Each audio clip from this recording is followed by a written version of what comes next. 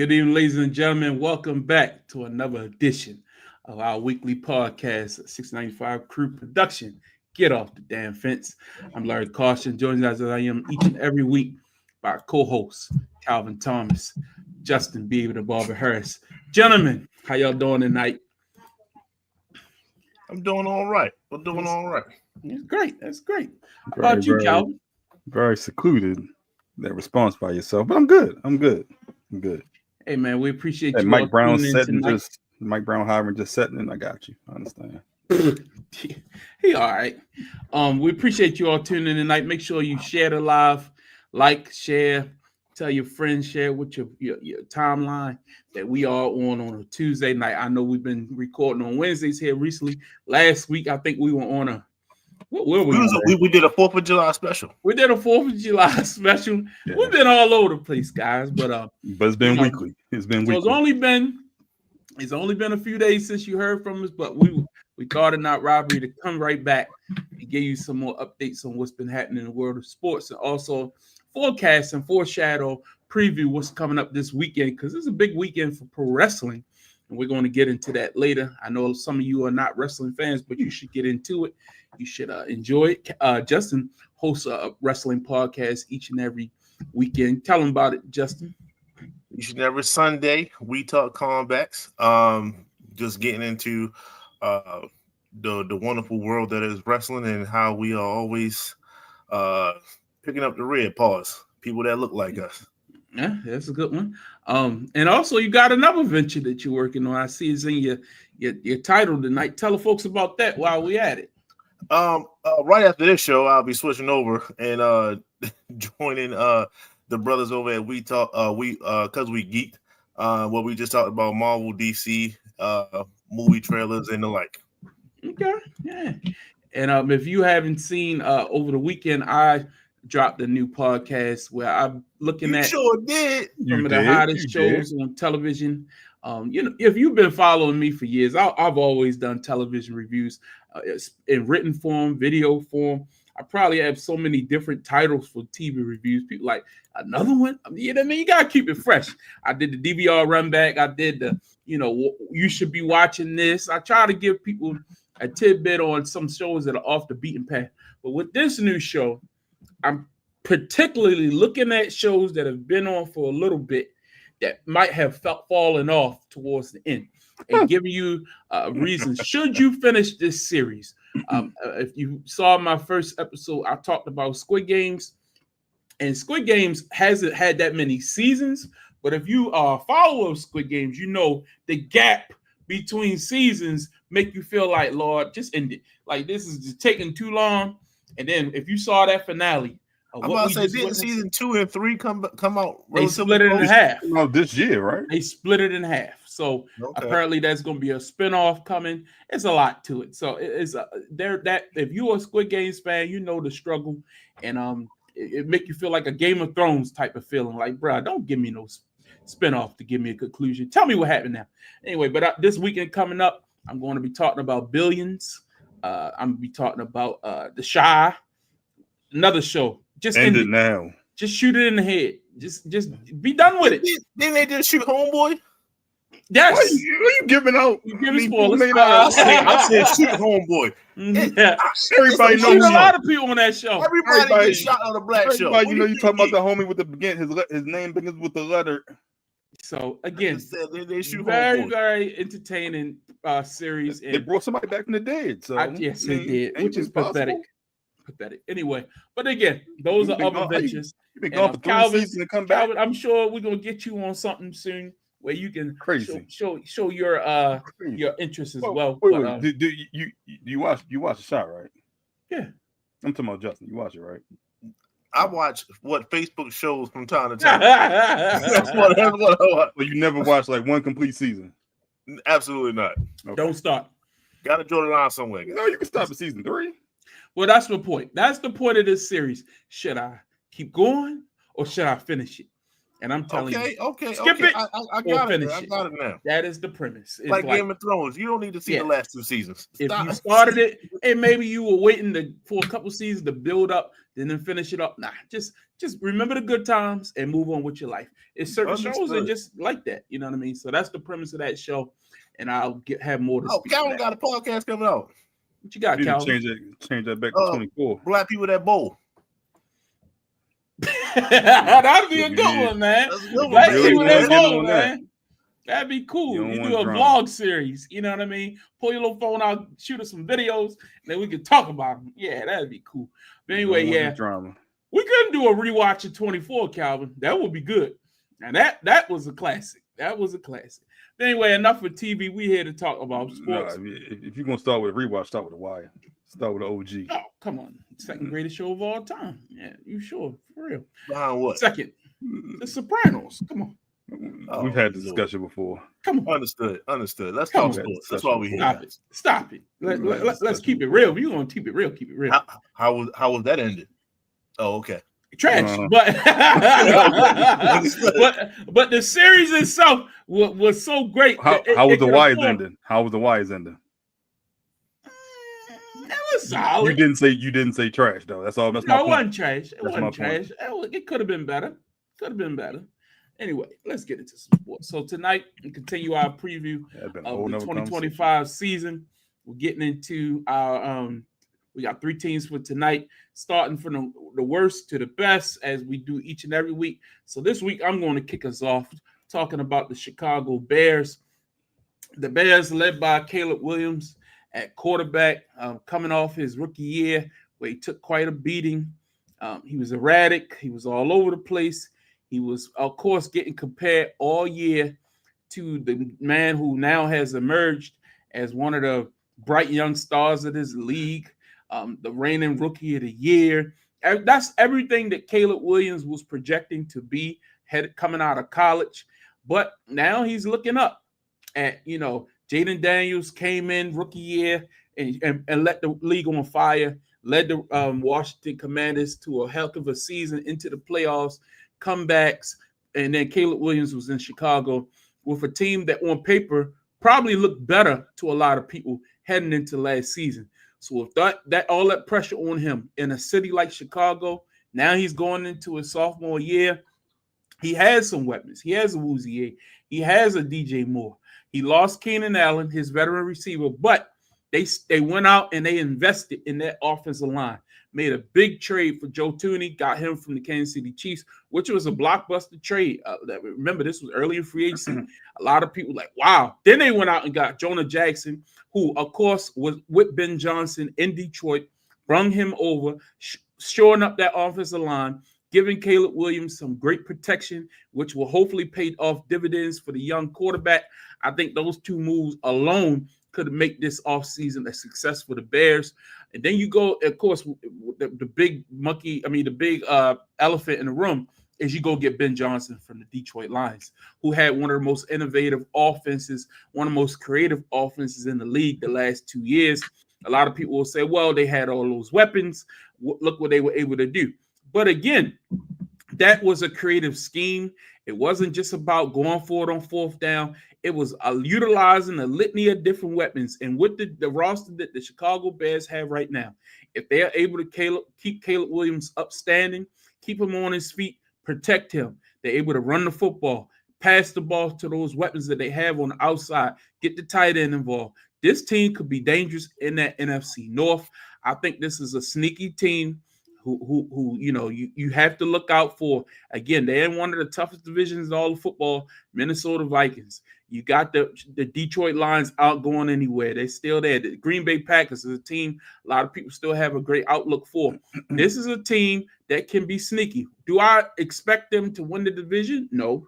Can they challenge for 3rd place? Possibly. You never know. Again, when you add a new coach who comes in with a creative system, we've seen this happen before, it can light a spark.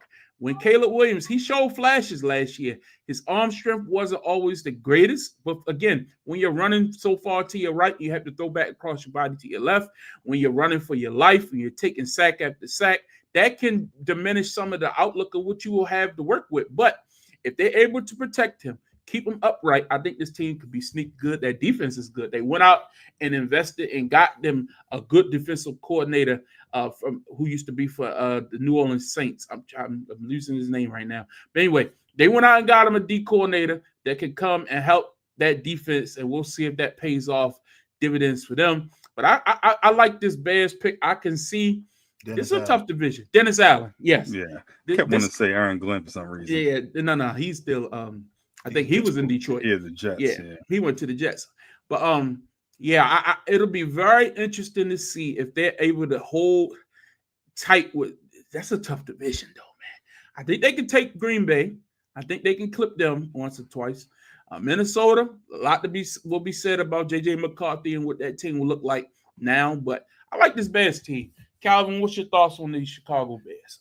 I like the team as well. I was high on Caleb Williams last year. I'm not in love with the Colston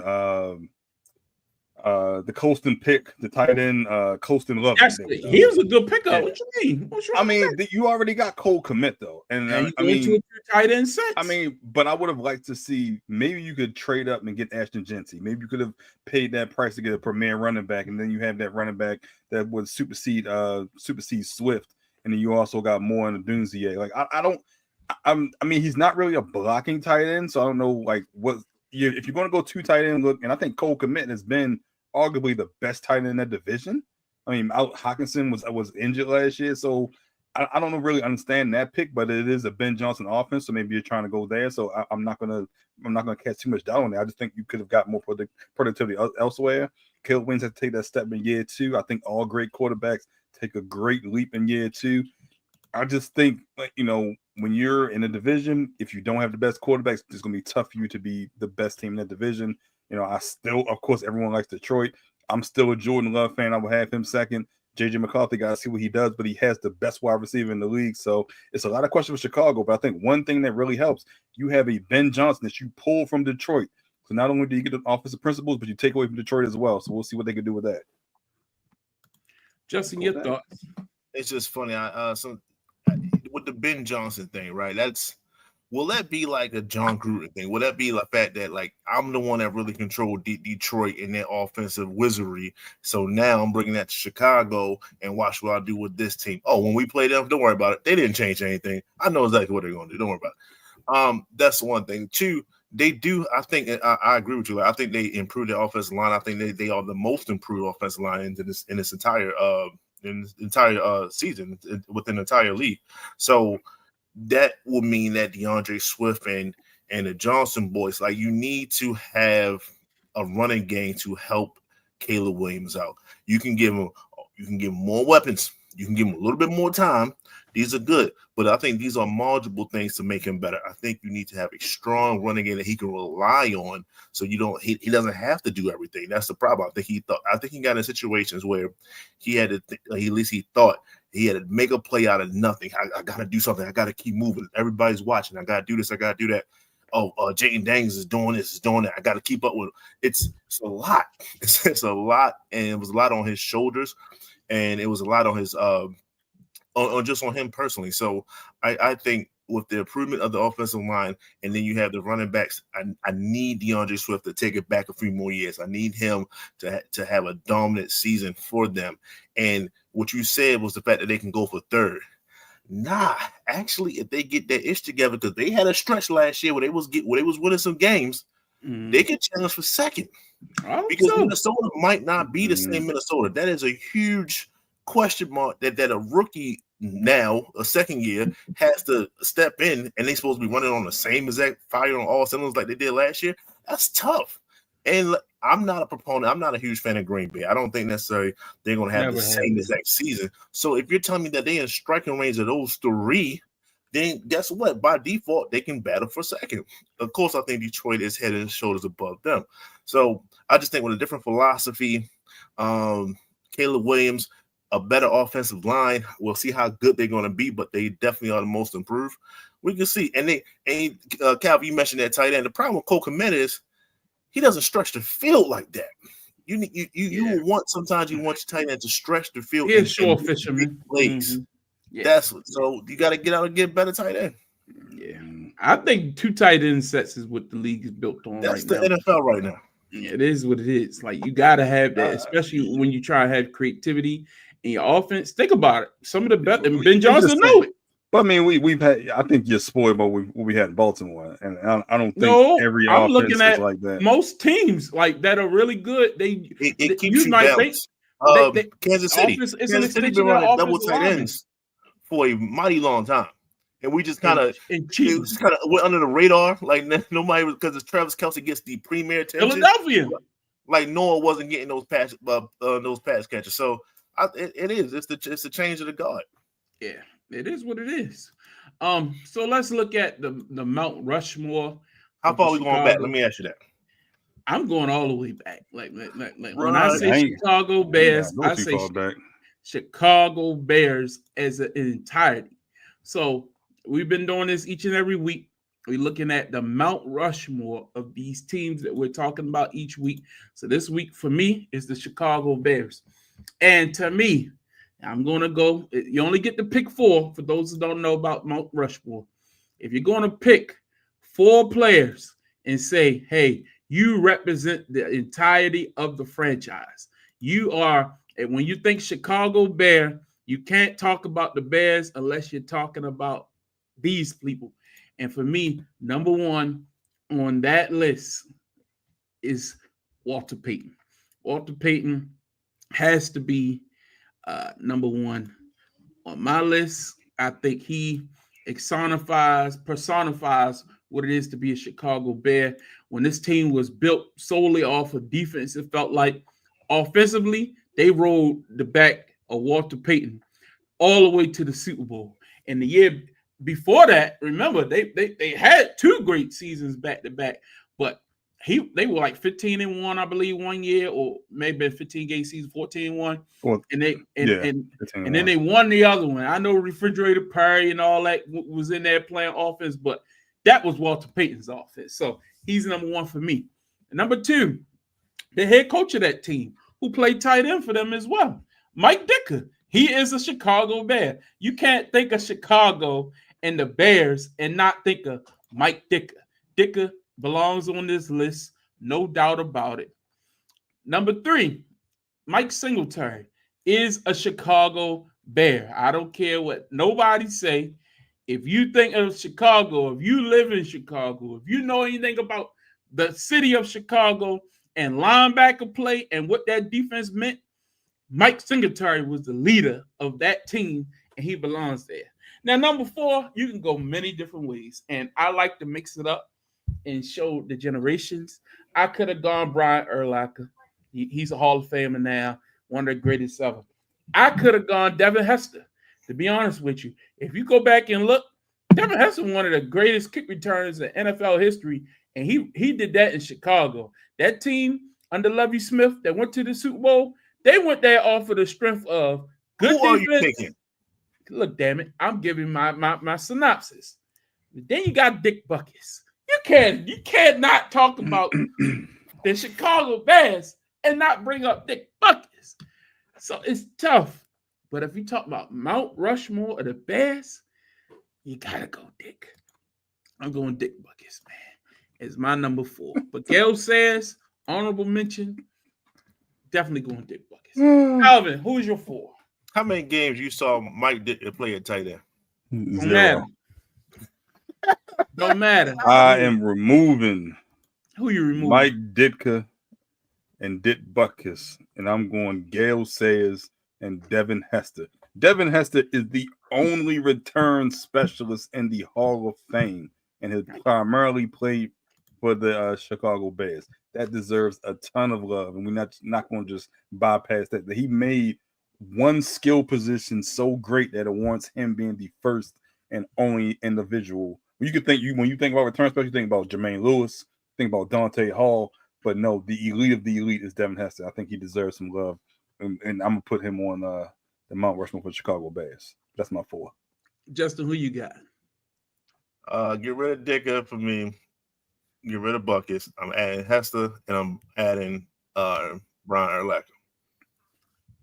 If it wasn't for Ray Lewis, he would be the premier linebacker out of our early generation. It's just Ray Lewis cast such a huge shadow pause, and it made Brian look a little insignificant. But as a cover 2 guy, as my Bucks are, he was arguably the greatest cover 2 linebacker playing out the middle position ever.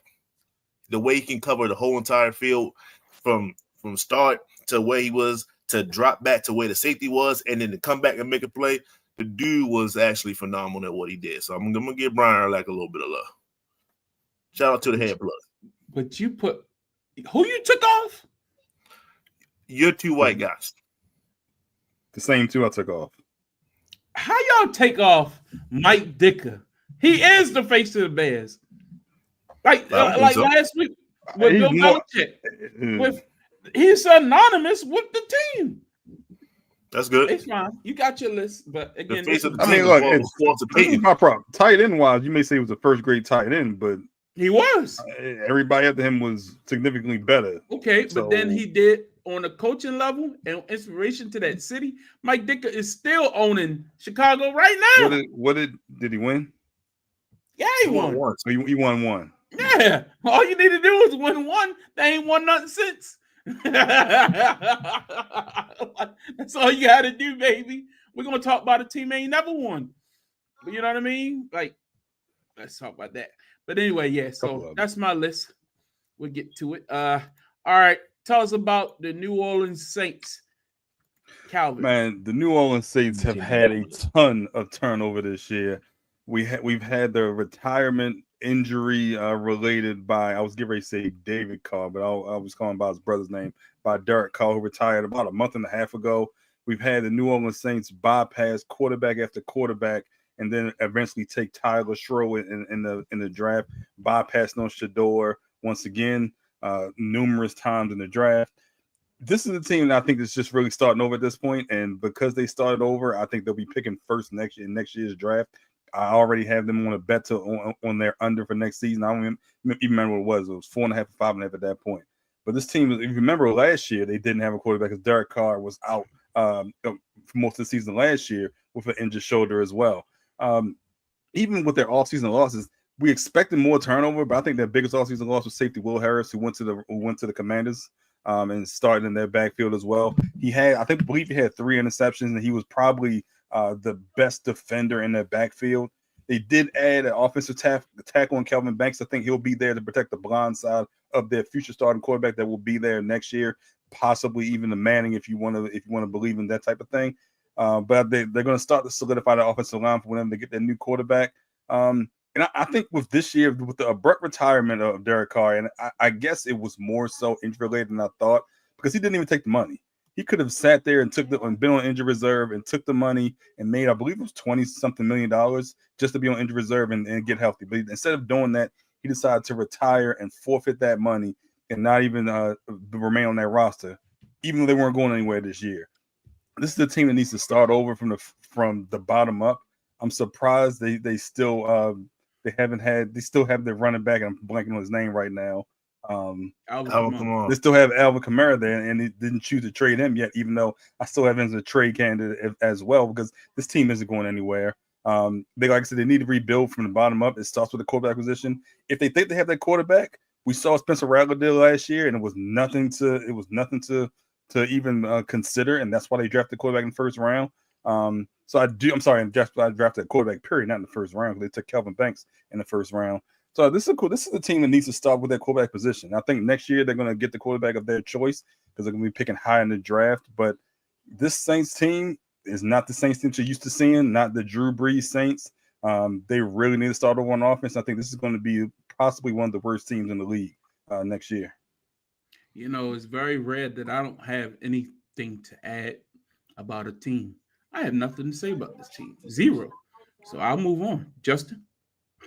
I think this is the reason why they did not choose Shador. They don't want to win games. Oh, they really have a team, both offense and defense. They want Arch Manning ready for a great young quarterback, just not in this draft. So yeah, they're gonna take their lumps and probably be one of the worst teams. I agree. They might be the worst team once we go through all these teams. So yeah, I think that's exactly why they did that. Sometimes you got to punt on the season, man. Yeah, that's interesting though. When you know it, and what does that say to your veteran players though? You know what I mean? When do you pull the trigger and say, okay, we're just gonna offload some of these guys who still want to win now? You know what I mean? It's interesting. So let's look at the history of the New Orleans Saints. Calvin, give us your Mount Rushmore. I think when you think about the New Orleans Saints, the first player you think about is Drew Brees. I think he's going to be unanimous on our Mount Rushmore. I think he's the best quarterback in their history. I think he's someone that took them to a Super Bowl, upset of a Super Bowl victory. He brought life. This part of the teams that brought life back to that city after Hurricane Katrina, gave them a good 10 to 15 years of football history. They should have made it to another Super Bowl with the year the Rams made it a couple of years ago. Don't want to bring up those bad memories as well. So I start with Drew Brees. Then I go to what I think is the best offensive lineman in their history. I go to Willie Roaf. I think he has to be on that Mount Rushmore as well. Didn't have the success of a Drew Brees, but he's synonymous with that team as well. I'm going to go with the best receiver. I think I'm going to go with Marcus Colston, who's arguably the best receiver in the league. You have none of these people, do you? No. I had Marcus Colston. I ain't had no Willie Roaf. He was arguably the best receiver in the league at his peak.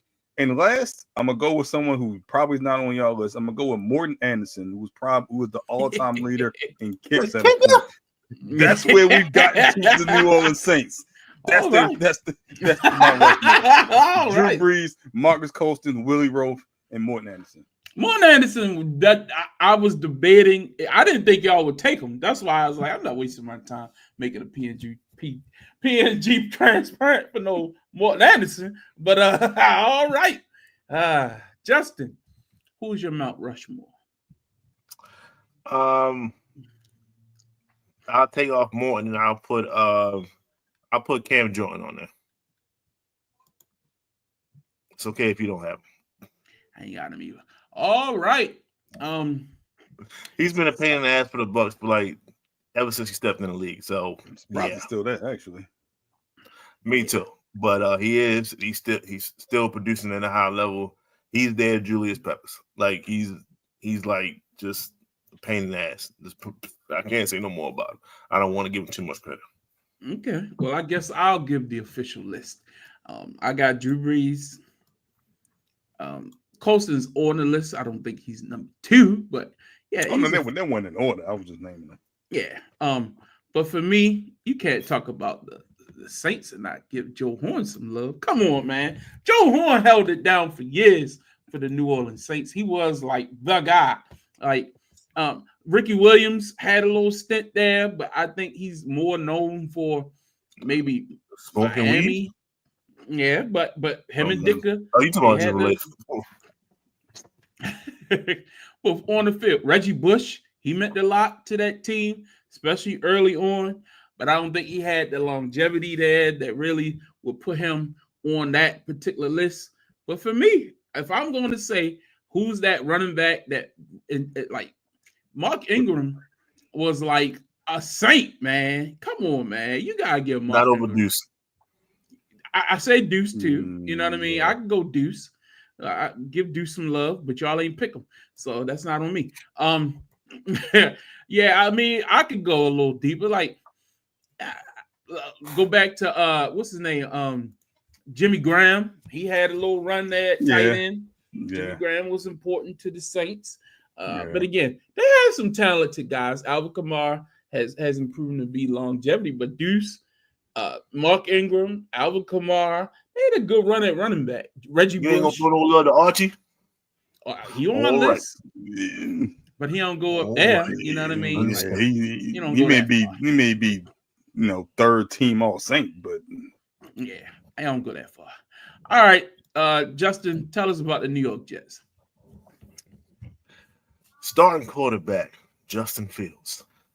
Biggest offseason loss. This is questionable. Aaron Rodgers, Devontae Adams, and linebacker retired C.J. Mosley. That's only playing 4 games because he had a neck injury. Best offseason addition. Once again, their quarterback Justin Fields. They have a a lot. New offensive lineman that they picked up in the draft right along with tight end Mason Taylor, because we need tight ends in this league. And he is the son of Jason Taylor. Oh, former Jet. Know that. So what we doing here? What we watching? What's going on? What's going on with the Jets? Basically, can Aaron Glenn, and I'm because he's pretty much a defensive guy, right? He came over from Detroit, the defensive coordinator. So this is his team. So they're going to be defensive oriented. But I'm going to add the OC, Tanner Engstrand. Can they right the ship that Robert Saleh left them? Him, Neil Hackett, and the rest of that Aaron Rodgers mess that was created. You got to get rid of that, out with the old, in with the new philosophy, new defensive philosophy, and we got to rock with it. Can Jermaine Johnson return back to form? I know he wasn't necessarily the best last year, so we need him to be top tier so that defense can be back to what it was. And can the rookie class, they got about over four rookies that can make this team on the defensive side alone. So Aaron Glenn got his work cut out for him to make this change, to make this swing. And I put Brandon Stevens and I gave him 3 question marks because y'all know about Brandon Stevens. Right. And that's one of their key guys that they picked up. And we're going to see what he can do. $35 million. Clearly, he might not be the best situation here, but they went out and got him. Clearly. So they went out and they said, that's our guy. So shout out to Brandon Stevens on that one. And more importantly, can we saw and others get to 2,000 yards. That was a joke, but this is what it is for the Jets. Aaron Glenn went out and said we could get a quarterback in the draft, but no, we're going to stick with Justin Fields. Why? Because he's a dual threat quarterback, and as a defensive coordinator, he feels that mobile two-way quarterbacks are pretty much one of the hardest to deal with. Clearly based off the top tier quarterbacks, that's pretty accurate. You need to have both. You need to be able to throw, and you need to be able to use your legs. So they're going to be definitely run heavy. They did do some changes to the offensive line. Excuse me. Breece Hall he looks like he's 100%. But Aaron Glenn didn't necessarily say you're going to have a running back by committee type of a vibe. So that's not the best endorsement for Breece, but he strongly endorsed the wide receiver. What's his name? The young boy. Reynolds? No, not Josh Reynolds. The one that's been there for a while. Oh, Garrett Wilson. There we go. He should be featured on this line, on this particular team, more so than he has been in the past. So for fantasy owners, get your draft stock out for Mr. Wilson there. They already said that he's going to get the ball heavy. So these are things that they're going to try to do this year. We're going to see if they can do that. Like I said, defensively, I think they just took a hit only because of the ineptitude that the offense was at times. And I think Sauce gone. I think he returns to form. I don't think he's going to have the same season as he did last year. So I think he's going to be better. I think the defense itself is going to be better. So they're firing on mostly all cylinders. And then the offense this is going to be a run. When you used to play Madden, you just go to let me try different playbooks. Run heavy. You're just going to run heavy. And then we're going to throw the ball to Garrett Wilson, and we're going to see what happens. And that's what they're going to do. And we'll see what happens. I do expect them to win. I'm gonna say definitely over 5 this year. And they're gonna compete with the AFC East, and we're gonna see what they can do. In order to beat some of the premier teams, in order to beat the Buffalo Bills, you gotta keep Josh Allen off the field. Point blank, period. And the best way to do that is to run the ball, run the clock out, and they're gonna take it old school, and they're gonna see how far they can go with it. New York Jets. I would have felt better about this pickup of Aaron Glenn had it happened 2 years ago when the Detroit Lions defense was like showing that, they the force to be reckoned with. But that Aaron Glenn led Detroit defense last year was got a lot of injuries. Ran through. They had a lot of injuries. They had injuries, but you can't look at the formations and the schemes and blame some of that.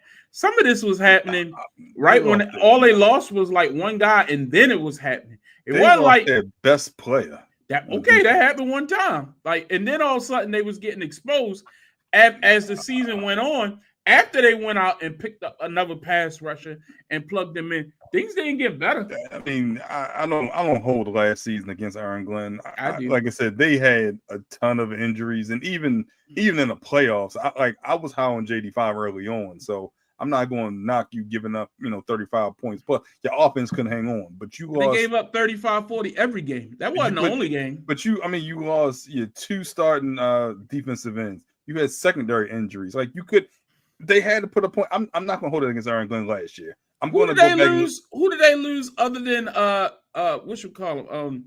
The pass rusher? Because they went out and got the former Zadarius. They went and got. I was going to say Judon, but yeah, they went out and got Zadarius. They went out and got Zadarius to put him on the other side. They lost the white boy on the right, but they lost Hutchinson. That's who it was. He was a force multiplier. They lost their starting cornerback too. Yeah, they lost Davenport. They lost. Then Brian Branch get hurt. They lost. That was later. They was already getting sliced Joseph up. That got hurt. They was already getting sliced up. The white boy at linebacker?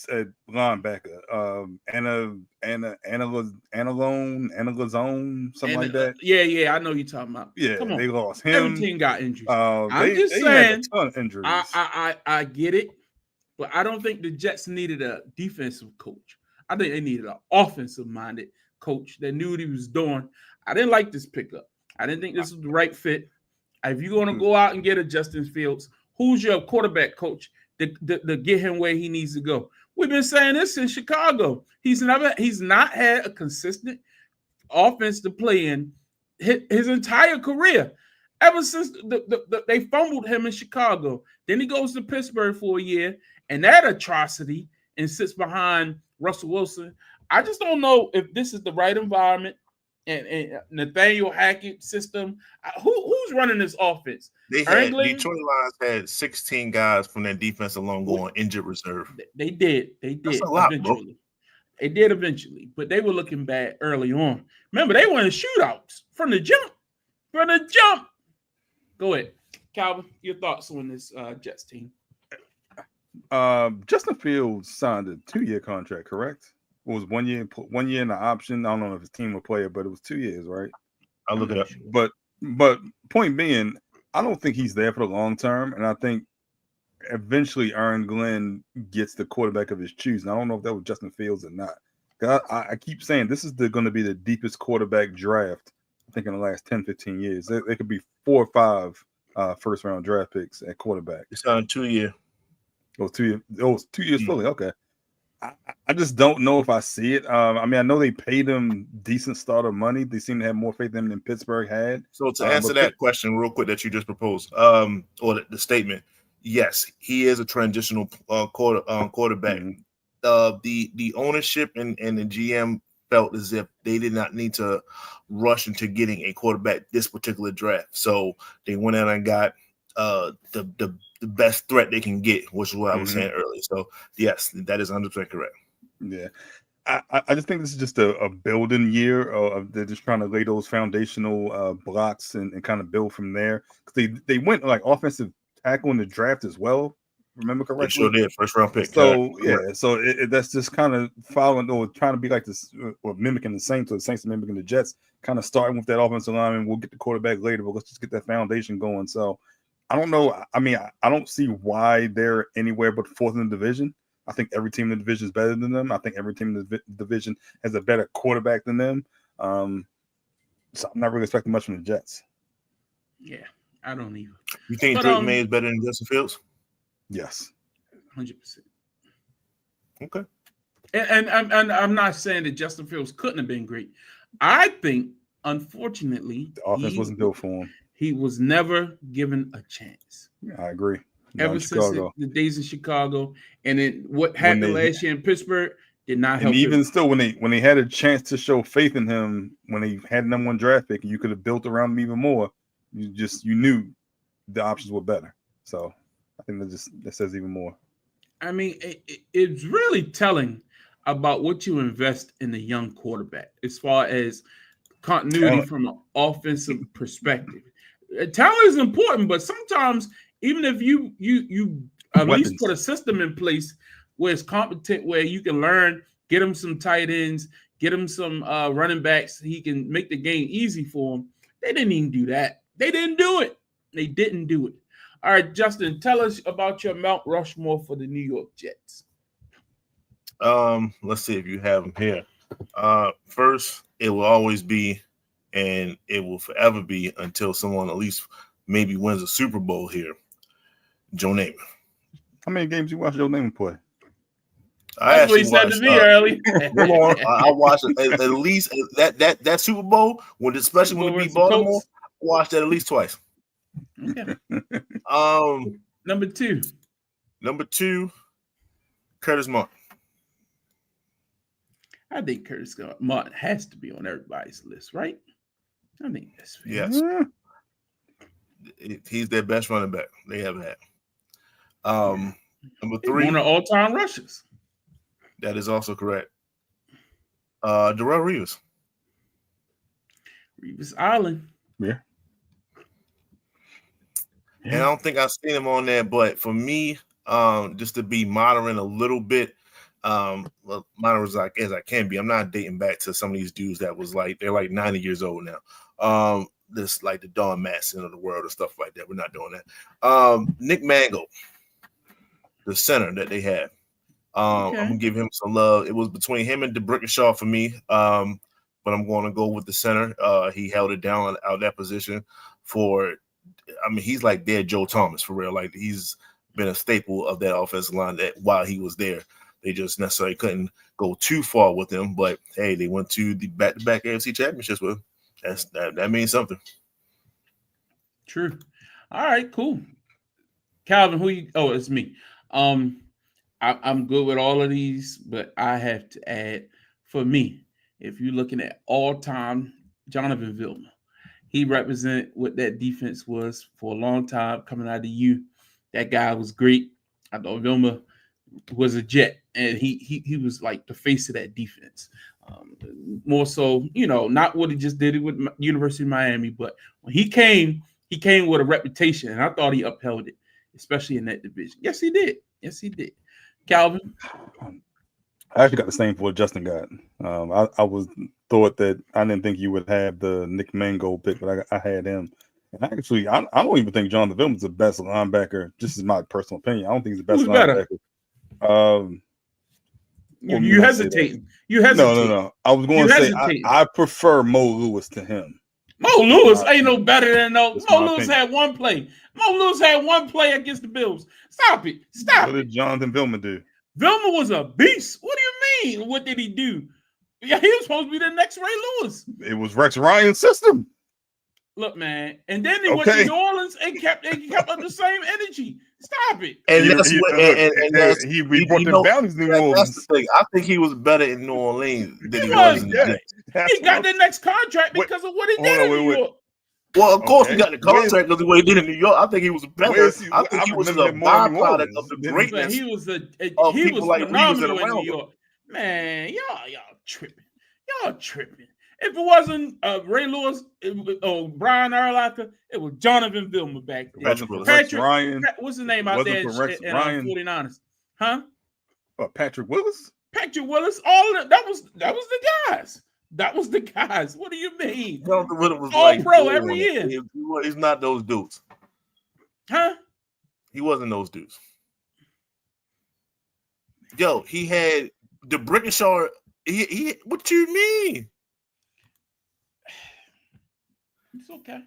Yeah, everybody has an opinion. It was Rex Ryan's, Joe. It was Rex Ryan's defense. At what point are we considering putting I'm blanking. He ain't a young fella no more. What's the defensive tackle they got now?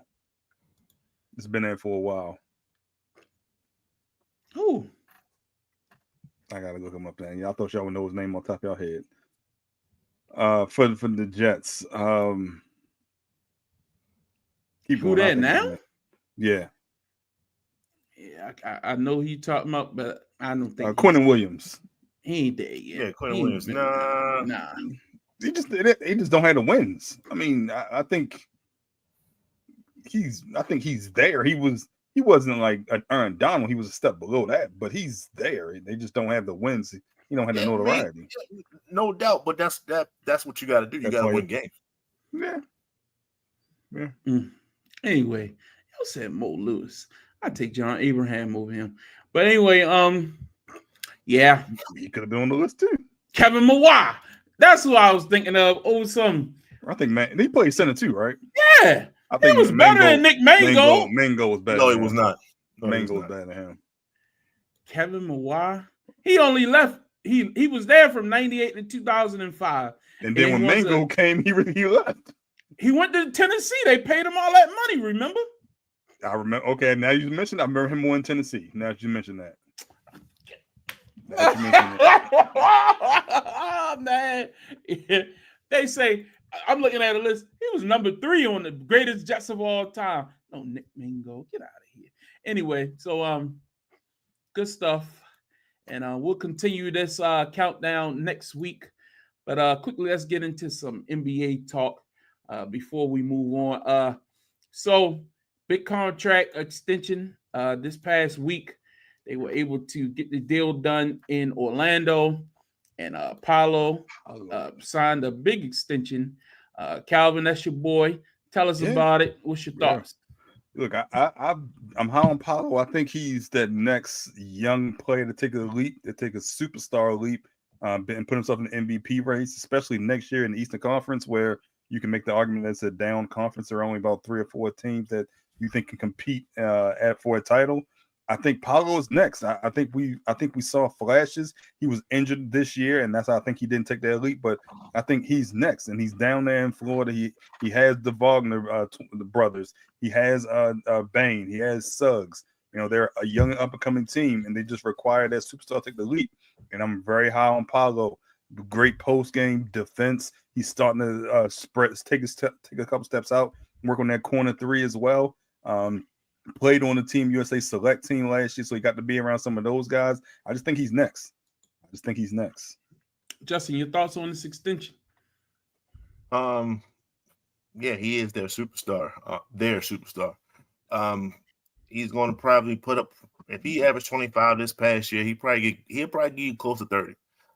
He'll probably take at least a 2 to 4 point jump. So he'll probably average 28 a game. He's right at about 7.5 rebounds, so he probably should get that up. If he can average a double-double, I think he definitely takes that next leap into like superstar level, like league-wide. So that's what he needs to do. He needs to go on and do that in the playoffs, because clearly, as we went through back and forth, a superstar need to step up and lead his team through the playoffs and then do it multiple times after that. So I think he's on the verge of doing that. He has to stay healthy.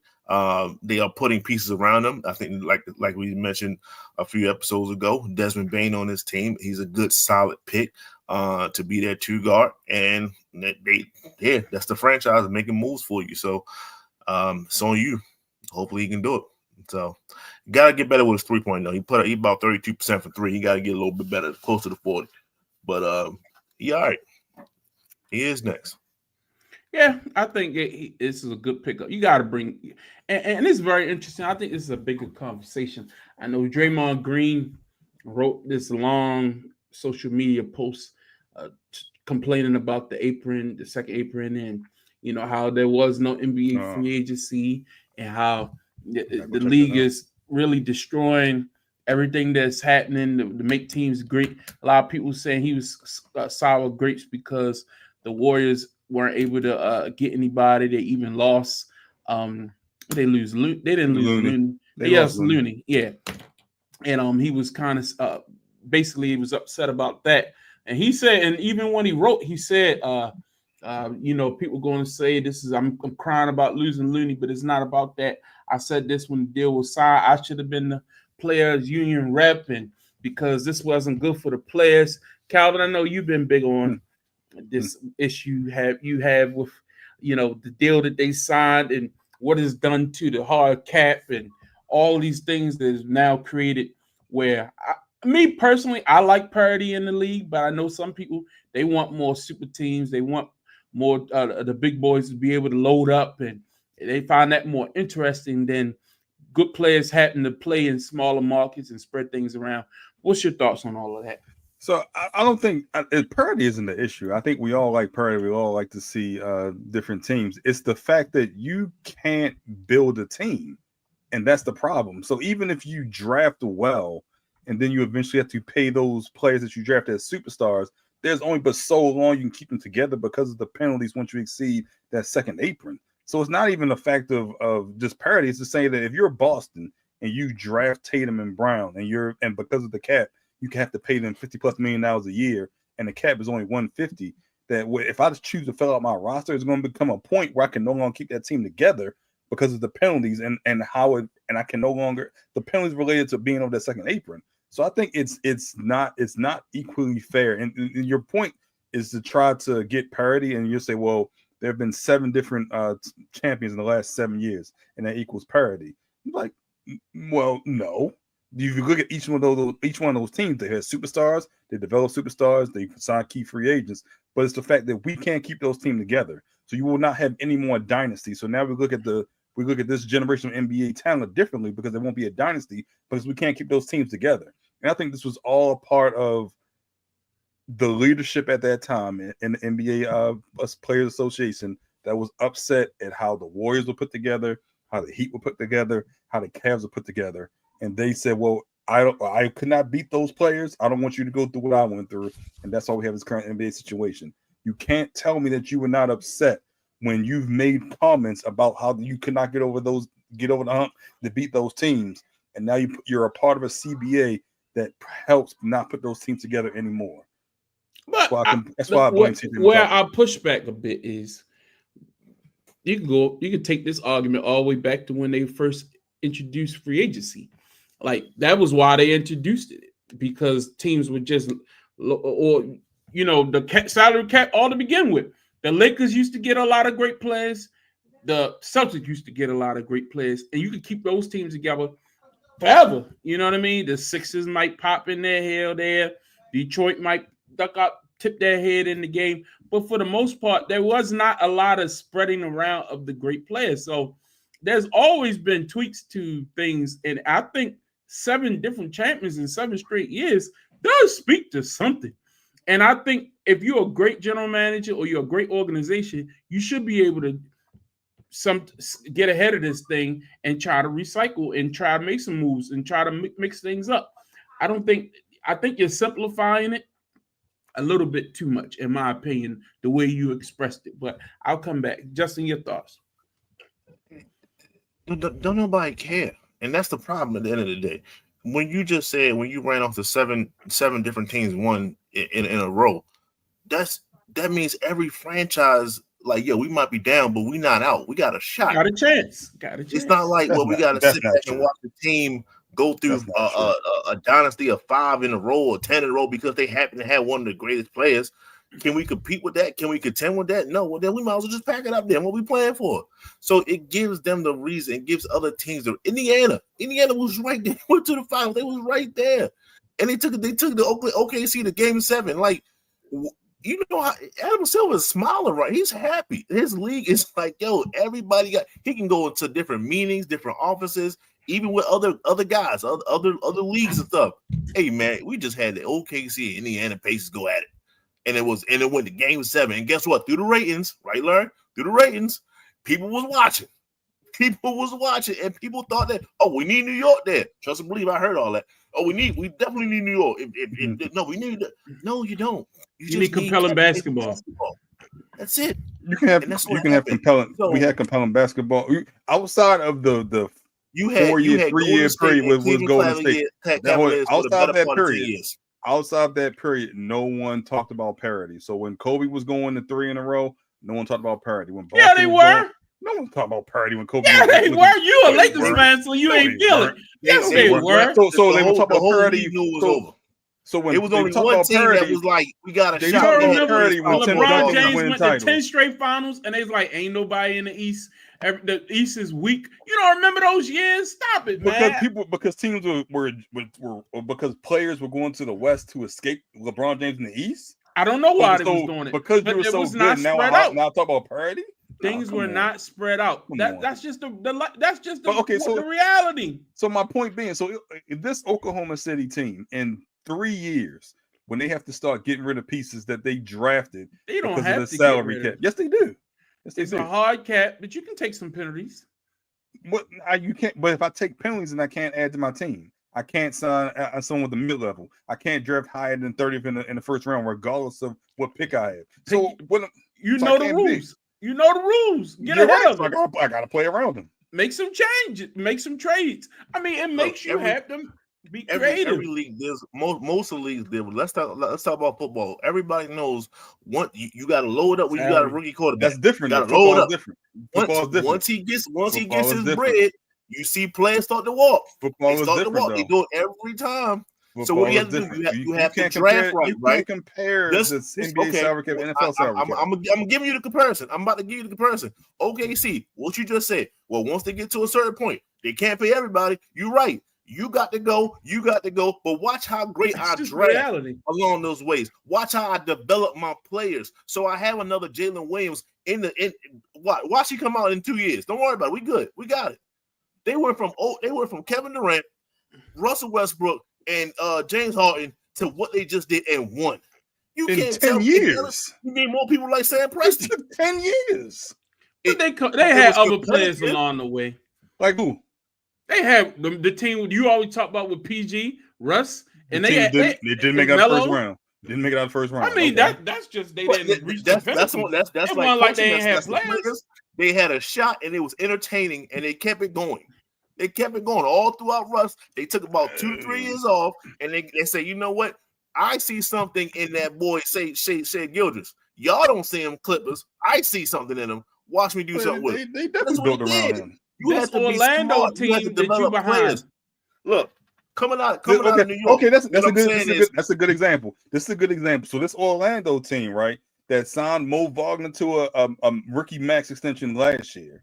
They signed Paolo to one this year. They also have Desmond Bane, who's on a rookie max extension as well. So you've committed $150 million between those three players, and a salary cap that's what, 165 right now. So because Paolo's extension doesn't kick in until after next year, it doesn't look as bad. But they're going to get to a point as well where they have to make the decision. Well, if we're not winning, then we got to get rid of somebody because we can't. So we have a 3-year win. So as I said, what's going to happen is you're going to have this 10-year period at least, or 15 years when you won't have any quote unquote dynasties. And then that will shape how you look at this. How you look at this time frame. Well, there weren't any dynasties. See, I think the conversation won't go to the CBA wouldn't allow for dynasties beyond 2 or 3 years. It'll just be there were no dynasties. This era was weak. This era was this. This era was that. There were no dynasties. They weren't great. This has nothing to do with it. We're not including all the parts in there. I think that you're getting stuck on trying to look at this from a macro perspective on how it will be looked upon in history. The truthful is, people who going to really be judging this is what they'll know as the league. We're going to be old and not even worry about all this. These rules, like all this Supermax and all this different. We've grown up with this now. Like all this, the team that drafted you can pay you the most money, so you stay home for that second contract. Like, or you just have some fortitude and just say, look. If I don't believe my superstar is that dude, I'm gonna trade him. I'm just gonna trade him. They talking about Luka? So Dallas, they did a ballsy move. Now did they look up a little bit? Yeah, they looked up a little bit and got Cooper out there. But suppose Cooper is that guy make them go on a run and they might win 2 to 3 championships off of this. Like that's what happens. Like it's sports. My point will be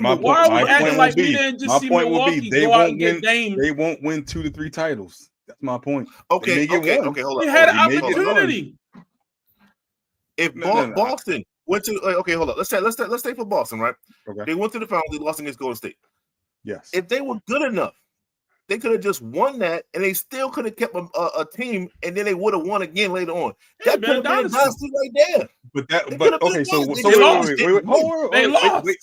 Wait. So you're saying if they would have won in 22, if they would have won in 22, and then they came back and won last 23, year, no 24, that would have been a dynasty. They could have won all 3, and then the same 4 guys, they could have won all 3. They just wasn't. Where's the 3? Where's the third? They had Porzingis. The one in the middle. 23? 22, 23, 24. They lost in 23. What they got? They didn't make the We're finals. saying, what if they would have won? No, I'm not saying. I'm saying if they won in 22 and won in 24, was that considered a dynasty? No. I think that's where we're mixing I'm this saying up. if they won 3 in a The row. players were there. They didn't get it done. You can't say they won 3 and didn't even make the finals that year. Like I give you 22 and 24. You're like in the forest, but you're not seeing it pass. You're not going like 5 feet past the forest. It's like now you're changing the narrative. Like if they won in 23. No, what you're saying. They had a finals team and they actually ended up winning 2 years later. What I'm saying is if they would have won all 3, in your idea of this particular world that we living in with the hard cap and the second apron, they could have won 3 straight. And guess what? We call that a dynasty. And now this year, they would have had to start trimming off, but that would have been 3 rings on that docket. They didn't get the job done all of years, but that's not the league's fault. That's the hell of a what if. Now we're saying they win 20. They didn't win. They didn't make the finals in 23. They weren't good. If they made the finals in 23, they wouldn't have made the move in 24 to win. They wouldn't have probably gotten Drew. They wouldn't have probably gotten Porzingis. But completely changes the whole team. It completely changes the narrative. But that's basketball. We're changing the narrative. Whatever the case may be. Say Jason Tatum was like just a little bit better. They win. They win. Or look at Milwaukee. Milwaukee won a title, right? They won a title. They felt like, okay, Chris Middleton kept getting hurt. We need to trade off of him. We go out and get Dame Lillard, one of the best players in the league. You would think bringing him in, pairing him with Giannis. Giannis signs an extension. He's there. They should have been better than what they were. They weren't, but they should have been. On paper, the team, the rules, and how everything was set up made them a viable contender. Just because the players didn't come through, you can't blame that on the league and say, well, you can't put a dynasty together no more. No, you can put the players together. You still got to go out there and get it done on the court. I just think you're looking at this the wrong way. Every day, twice on Sunday. Gotta get it done. I think you're looking at this the wrong way, man. The Lakers pulled off and won a title with Luka and LeBron last year. Would anybody have been shocked? Would anybody have been shocked? Really? Just looking at the talent on the court. Or the one where they won with AD. They had AD and LeBron together for 4 years, man. Maybe or longer. They got one title out the deal. Who is that? The league's fault? Is that the league's fault? No, it's not the league's fault. You ain't get the job done. I'm not blaming the league. I'm blaming the Players Association. You said the Players Association. I'm blaming the Players Association. They didn't want no super teams. Said that. So is Draymond the only person that you've heard that was against the CBA, quote unquote, or have there been others? Well, I just read what Draymond wrote the other day. Of course, there's others, but I think. Go ahead. No, I think there's always going to be people that has going to look at something and find another way to look at it if it's not beneficial to them in the moment. When they were benefiting off of those rules, when the Golden State was able to go out and add a KD and these teams were able to go into the Supermax and put these big players together, ain't nobody complain. They was fine with it. But the team, the players from the generation before, they weren't allowed to do that. They was complaining about how come we didn't get to do that. The rules always evolve. Go ahead, Justin. Okay, so 2 things with that. One, I mean, are we knocking other players when other players could do the exact same thing that Jalen Brunson did? When you are that guy, when you know that you're going to get endorsement deals and buy out the ass and all those things, take a little bit less so that your other guys can get those extensions and things like that to keep teams together. But you don't want that though. That's too. Everybody could take a little less. That's the reason for the salary cap situation is now, because you don't get that same deal in Sacramento. You don't get that same deal in Minnesota. And what I mean by that, no. What I mean by that is the off the court opportunities. No. I mean the off the court opportunities to recoup the money. That's what I'm saying. You don't have that in other places. Just make the money. This is 2025. What you mean? Brought it up. You brought it up. Go overseas or something like that. Spend some time in China. Go sell some shoes over there. I think that's such a foolish proposition. I think. Look, I get what you're saying, Calvin, in some way, but in many ways, I think these teams are smart enough, and I think it's for the best. Take it back. Didn't Tim Duncan take less, and then Of Kobe course he maxed did. out, and Multiple times. and people hated on Kobe for getting that Yes. bread. But then people was like, Okay. "Yo, Tim did that," and next thing you know, he And- kept that whole thing going. He kept that what those together? last couple That championships dynasty going. together? He kept It that was a dynasty dynasty. together? They were a dynasty. He could have demanded more. If he would have demanded more, they don't have a Kawhi. Kawhi gone. None of them players You're were right. high-paid players. Ginobili wasn't a high-paid I mean, player. Tony okay, Parker they- wasn't a high-paid player. Tim They wasn't did a the same high-paid thing in player. Miami. They took less than the max all play together. We've seen that numerous times before. In the All right, last but you 15 said it's years, not going to be 10 no more years. dynasties. Yes, I don't believe dynasties. I don't. If think everybody want want to get Supermax, okay. Mike won. I mean, my point is, as I said, under the CBA, I do not see another dynasty under the CBA. And by dynasty, I'm defining that as 3 in a row or 3 in 4 years or something like that. okay. Boston could have had it. They had it in their have it hands. right now. You never know. Okay, see, Denver the- could have had it. Denver got the same exact Okay, team see they the had last when they shot. won the title. Okay, Huh? see the last shot. Okay, see, got the. I mean, I've heard the Denver got the same stuff. exact team they had when they won the title. The same exact team. If Wemby start to take over like we expect him to, he just need 2 guys with him, and he might run off a dynasty by You himself. can't. But that's the point. How The can Dallas you? Mavericks. But that's the point. How many teams have successfully in this last 7 years paid 3 players and won? We just saw Phoenix not be able to do nothing. We just saw Brooklyn 3-4 years not be able to do nothing. So there have not been any teams that have paid 3 players the max, quote unquote, and then been able to fill out their roster with You don't others. think they're able and to win. fill out their roster with good enough Correct. players? Correct. I don't think that's the case. Because the reason why I'm gonna say that is they thought that that all they needed was these 3 big players and the rest didn't matter. That's on them as from a philosophy standpoint. Because if you look at Boston had Tatum and Brown together all this time, but they felt like, okay, let's go add a JB. Let's go add this. Let's go add. Like, they had other little ancillary pieces of Porzingis and different guys like that they felt like they needed to fill out the roster, and those guys came through. They could have came up short like they did this last post. I mean, I'll argue they just swapped people out till they found the right pieces. They had Kyrie, they had Gordon Hayward, they had Marcus Smart. It worked. Eventually swapped them out to get Porzingis and get Drew Holiday to win the title. Yeah, but I see what you're saying, but I don't think this applies in this situation. But we'll continue to monitor it. It's a slow NBA week, but we somehow pulled a good conversation out of that one. Next up, let's talk some professional wrestling before we get into some WNBA and stuff like that. But we got a lot of wrestling to cover tonight. This Saturday night, it's a big weekend. This whole weekend is huge if you're a wrestling fan. Saturday night main event will take place on Saturday evening. Gunther will defend the World Heavyweight title against Bill Goldberg. This is Goldberg's retirement match. He's either walking out world champion, walking out on his back. Calvin, your thoughts? I've said that nobody wants to see this. Count me in that group that nobody wants to see this. We know Goldberg gonna win, right? Yeah. My man just got ran out of here by Goldberg. They had to limp to the ring last night. You see how long it took that man to limp from his car to the ring? We know Goldberg gonna win. We know Seth Rollins gonna cash in. We know that. Oh, you think so? And we're probably getting a Roman Reigns appearance. Why?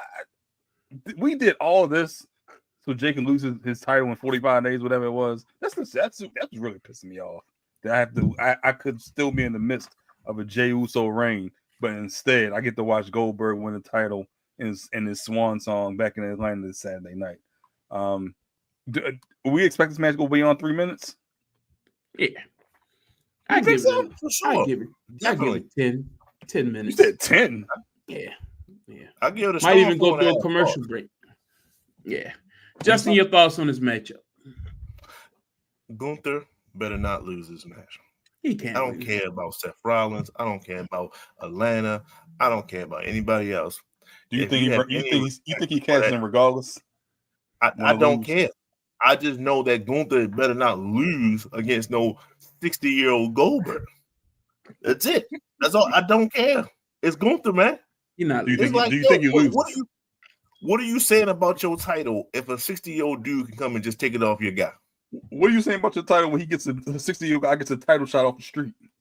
Well, they did have a built-in feud. They did start something. And wrestling is about attractions, period. It always Yeah, been about correct. attraction. He's an We're not gonna- attraction. That's Correct. what sold wrestling, the attraction. Goldberg was Goldberg- mad back in the day. So If you saw Raw, they were saying holy shit, and they were just talking to each other.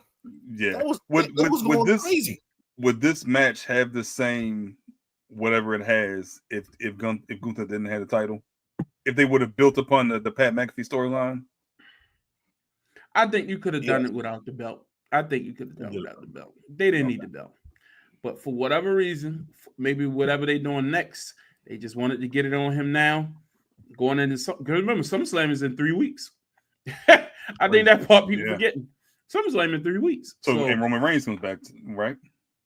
That's the rumor, him and Seth, but we'll see. We'll see. Of another match on that show is LA Knight and Seth Rollins. I think Seth and his crew has been on a roll. I think they've been pretty good. And LA Knight been getting some big pops again, man. The crowd is behind him for sure. And when he attacked Seth, the crowd went crazy. The guy, I thought, look, be honest with you, I thought he was over for a little while, and then I figured they've been beating him, and maybe he'd go away a little bit. But no, they still with him. And he's losing this match, but at least he's going to give him a showing. Justin, your thoughts? You know, WWE got a history of making the Money in the Bank person lose a lot because they got the guaranteed shot. Seth Rollins wins this match. They gotta change it. They gotta change it, man.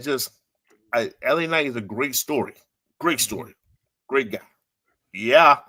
But at the end of the day, he got 2 goons with him, man. He got 2 goons with him that finally was talking. They all talked. He was the only one that wasn't talking. And it was so much better. So much better. Imagine if you just say a little bit less, let the other guys talk. Let Heyman actually talk because that's what he does. He's the greatest of mic person, non-wrestler that we ever had. Let him talk. So I got Seth on this.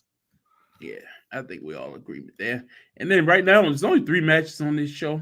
His third match is Randy Orton versus Drew McIntyre, which is an interesting matchup. We've seen it before, but from a star power perspective, 3 good, solid star power matches.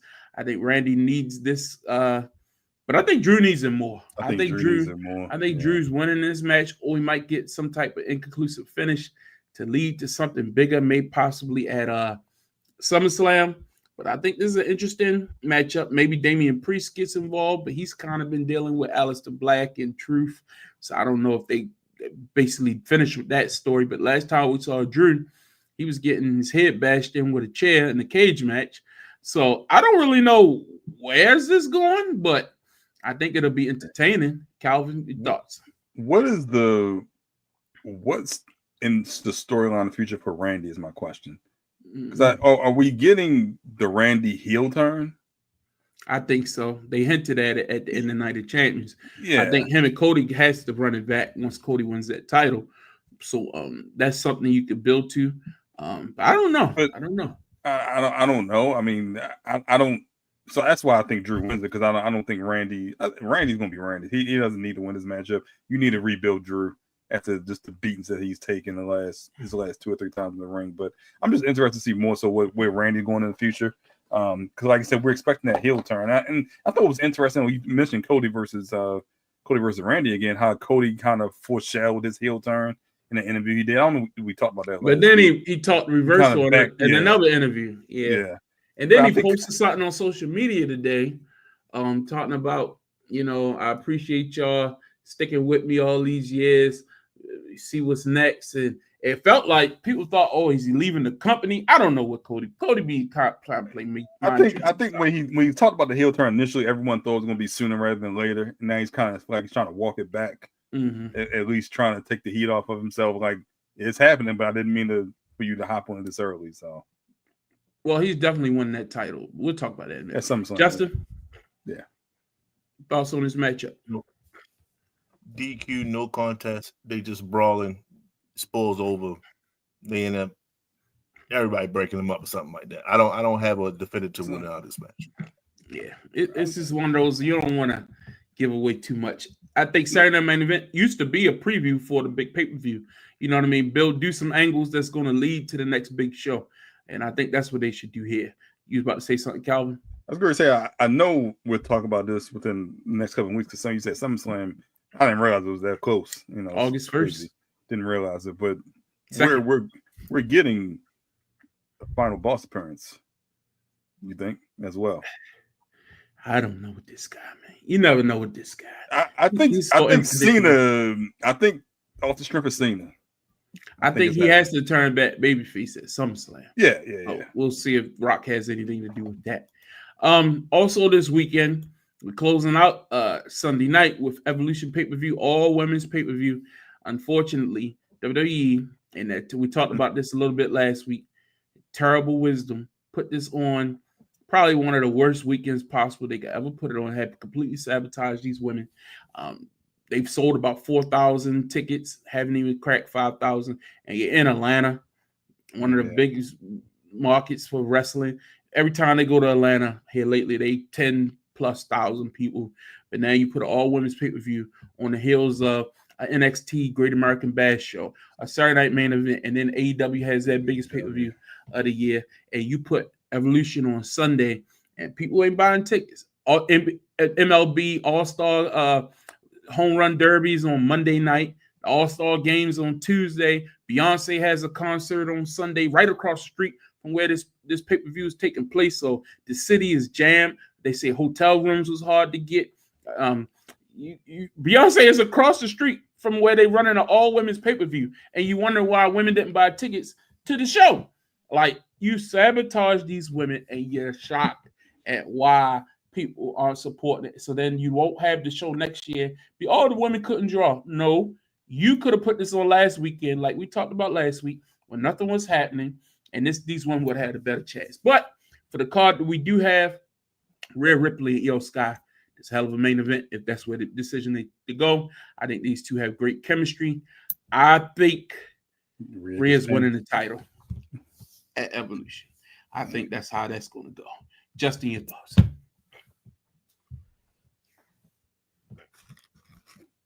Said this when we talk comebacks, and I gotta repeat it. They're not going to keep the title of someone that can't pronounce Evolution correctly. You're just not going to do it. You're not going to do it. That was a terrible segment. And Rhea ain't too much better herself. She stumbled she was about to repeat herself as she was promoting herself. It was bad.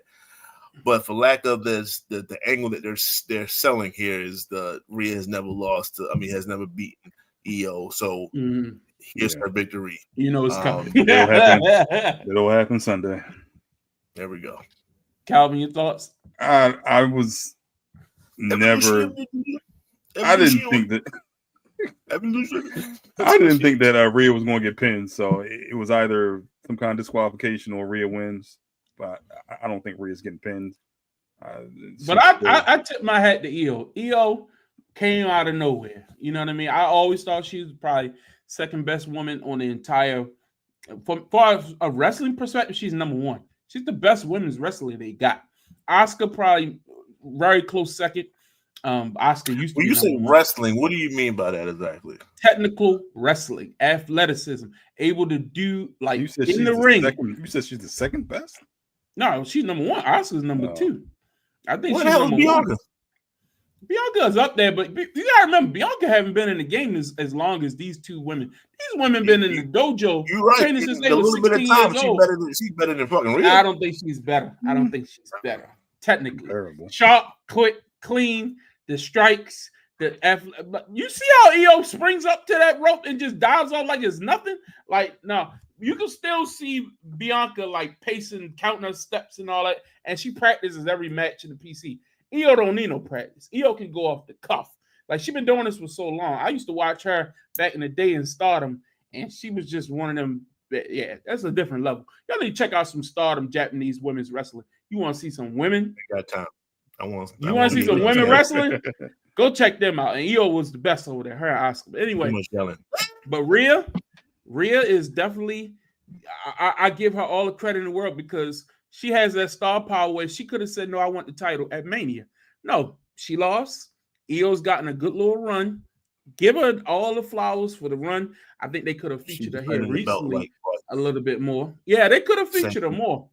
But I thought that she overall, it still was a good champion. So I think this is it for her, and we'll move. Another match. Tiffany Stratton will defend the title against a returning Trish Stratus. They set this up on SmackDown last week. Trish is basically there because she's one of the older women who could still at least be comfortable in the ring. She has name value, still looks pretty good, and two blondes in there. Tiffany has not been good ever since she turned babyface. Let's call it what it is. She's a better heel. She deserves to be a heel. She's miscast in this role. Ever since that Charlotte feud, she's not been hitting on all cylinders. But we'll see what they do in the ring, Justin. No, I don't give a shit. But I think they are turning the page on her to turn her heelish. I think that's happening. But I'm not too far on Sunday. She'll win this match. No, she I don't think it's happening Sunday, but they planting the seeds. You can tell her post ring. What she called that my man the boy. Like she shouldn't call no black man boy. But she definitely threw that out there. I was like, oh, okay. So either you healing or that's just who you are. Either way, I lost. That love that I did have. I think the matchup is coming up is her and Jade, but I don't know. We'll talk about that in a second. Calvin, Jade probably watch. I hope so. You think you get a cash in? No. I think I was agree with that. I think that happens at SummerSlam. Okay. I think that happens at SummerSlam. Next Maybe you get a tease, but no. I never want to see these three people in the same vicinity. Like that promo segment. That promo segment on Raw was the most. Okay, it was Lara's fault that was trash, not the other two. It was the most excruciating thing I've heard. Bailey is terrible. I'm sorry, guys. Look, I used to love Sasha and Bailey. You know, I'm more of a Sasha Banks, the greatest woman of all time. But Bailey was a great sidekick for her. She has been lost since Sasha Banks. Since Mercedes went to AEW. She has been trash. And in the ring and on the mic, she just lost, man. Like, that was pathetic. I don't want to win it. Becky, not even no question. Calvin, who do you think? Why is Becky winning? I don't see the point. She's the champ. Because I think her holding that title makes the title actually mean something. That's why. So I said this. Right? Go ahead, Calvin. I'll let you. No, go ahead. This has been so captivating that it made you forget about Io being the champion. The segments that they're having for women, it's been Becky holding it down. Becky and this crew, this trio. Because we haven't even heard Io. Io probably shows up every now and then, 2 minutes, and then she's gone. Can't hear from her, can't even understand when she do talk. You like what you saw Becky last night? Less is more. Huh? The segment was trash. Don't worry about the fights. They are putting up. They are performing the match very was well. good. Yeah, the match was. Bailey don't perform very well. Bailey got two bad knees. She was a good performer. Slow. Anyway, Bailey wins this match. Maybe if they want to draw it out, okay, you could do that. But I bet you she don't pin Becky. I bet you she pin the other one. Becky takes the L. All right, we'll see. You said rematch at SummerSlam? It'll be a rematch at SummerSlam, but I don't like it. Next up, Jade and Naomi. We've seen this before, and it's been ass whooping every time. But I think Jade is winning this match. And Naomi's going to get her revenge when she cashes in on Naomi at SummerSlam. That's my thoughts. So I'm sticking with it. Justin, your thoughts. There's no way Naomi can win this match.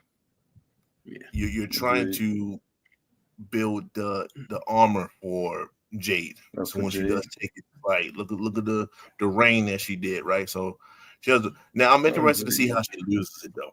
I'm interested in seeing. She might just do one of those like, yo, I quit. I'm just gonna walk away, take my briefcase, and I'm out of here.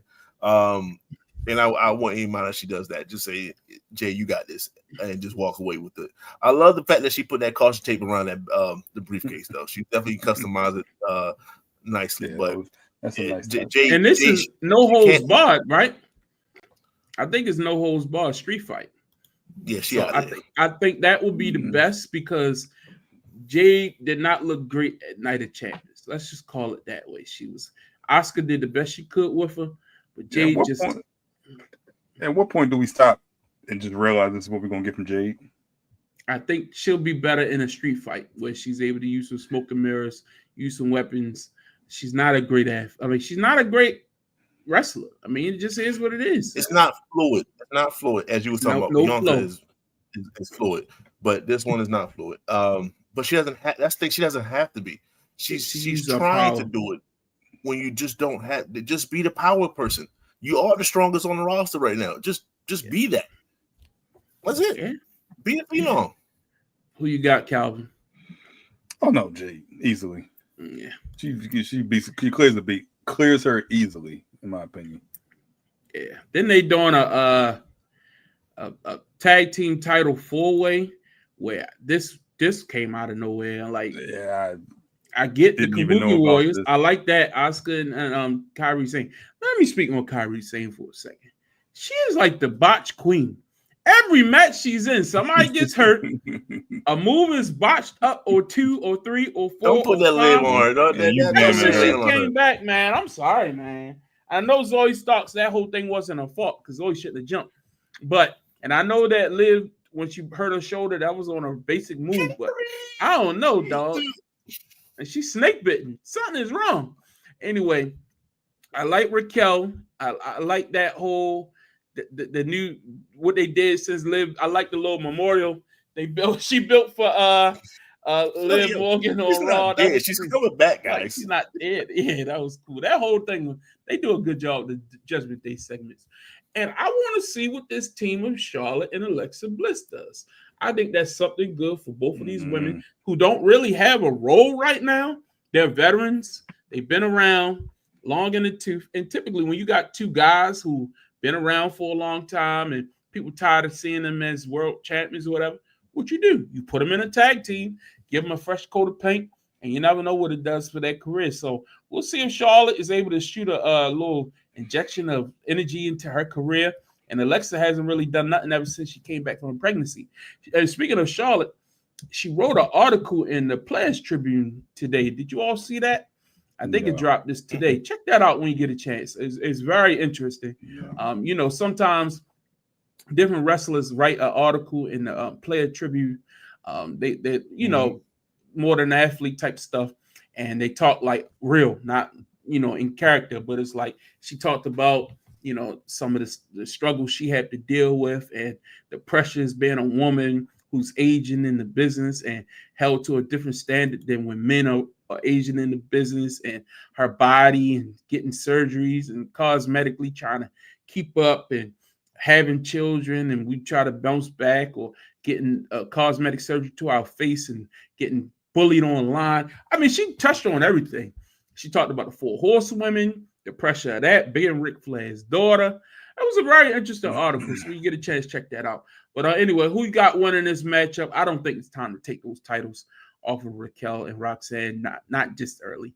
But you can beat the NXT team because most of the people probably don't even know who Sol Ruka is. So that'll be interesting. Calvin? I didn't even know about this matchup until you just put this up here. I would not be watching this one, but I'm gonna go with Charlotte. Justin? I am interested in the Kabuki Warriors. They made it. People hate on the women's tag team, given reason because it's trash, right? It's just not necessarily at that time Liv and Raquel, but it's just the division was trash.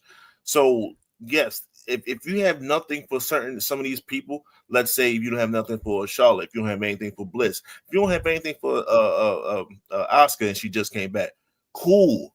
put them in something. Let them do something. Let them move around. Let them team up. Let's see if we can bring some pop back to this division, and then we can filter in more women and give them something to do other than just standing around waiting for these title shots that they don't really get. So I'm happy for this match. I hope it's a fun match. It should be a fun match, and something about that goddamn Raquel, that Roxanne. I think she wins this. I think they win it. I think they retain it. It'll be interesting. In the NXT representation on this Evolution show, but for sure they are catching the L.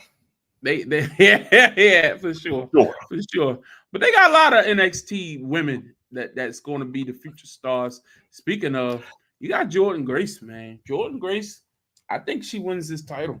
I really do. I do think that she pulls Calvin, it out. Who's the other lady? Uh-oh, you trying to test my man? No clue. No clue. JC Jade. Ain't that who it is? There you go. You had to double check. But yeah, it's a lot of women in NXT. But Jordynne Grace is the future. I think she's one of those future stars. When she's winning this title, correct? They could call her right now, but she should win this title. I wouldn't have her win the title. I have her lose and then call up to the main roster. But they're not going to do that. So yeah, she should win the title, and that should round out the pay-per-view. But overall, that will be a Battle Royal. That we didn't have a slide for the Battle Royal. Oh, there we go. All right.